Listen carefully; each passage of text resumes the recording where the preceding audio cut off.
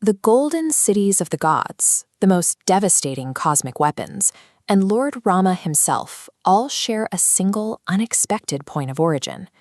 When you need the perfect foundation or a sprawling estate today, you might call Talker Property Consultancy, the sponsor of today's video. But when the ancient deities needed to construct the universe, they called their own ultimate consultant, Lord Vishwakarma. Most people recognize this ornate statue. He is the patron deity of artisans and mechanics, but he is also the biological ancestor to the most significant figures in Hindu history. Ancient texts offer a fascinating dual origin for this creator. The Rig Veda describes him as Swayambhu, a self-made entity who manifested before time began. Later, the Puranas ground him as the son of Prabhas, one of the 8 elemental gods known as the Vasus.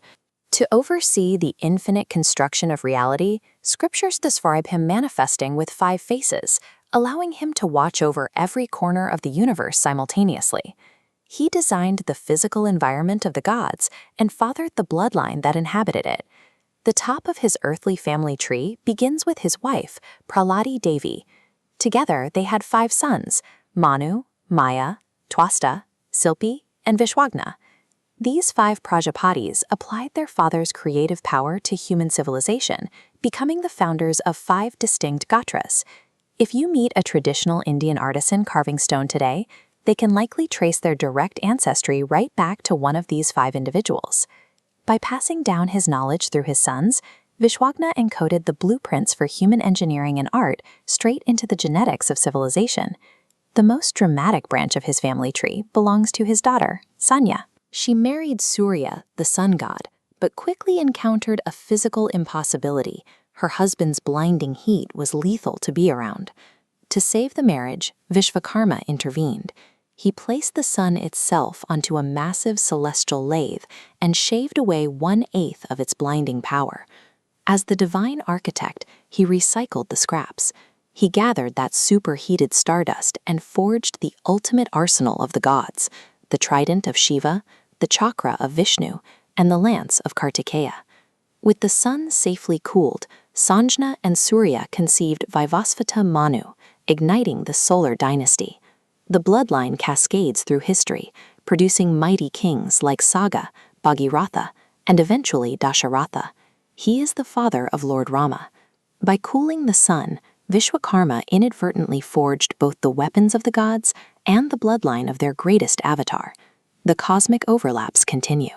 According to the Vaman Purana, Vishwakarma spent time living under a curse that trapped him in the form of a monkey. During this period, he fathered a monkey son named Nala. Nala inherited his father's brilliant architectural genius. This proved crucial when Lord Rama needed to cross the ocean to Lanka, as Nala engineered and built the massive Ram Setu bridge. To rescue his wife, Lord Rama relied on a miraculous bridge, constructed by a distant relative from a completely separate branch of his own family tree. He built the physical stages of the epics and populated them with their central actors. We celebrate that dual legacy today during Vishwakarma Puja, a festival that happens right on the factory floors and inside the engineering workshops of modern industries. Workers pause their production lines to offer prayers directly to the tools, wrenches, and machines they use to make a living, honoring the divine craftsmanship that makes their daily work possible. This devotion extends out of the factory into the wider world. Modern temples serve as the intersection of his architectural blueprints and our spiritual heritage. Vishwakarma's legacy is unique because it is both structural and biological. He built the world, and then he populated it.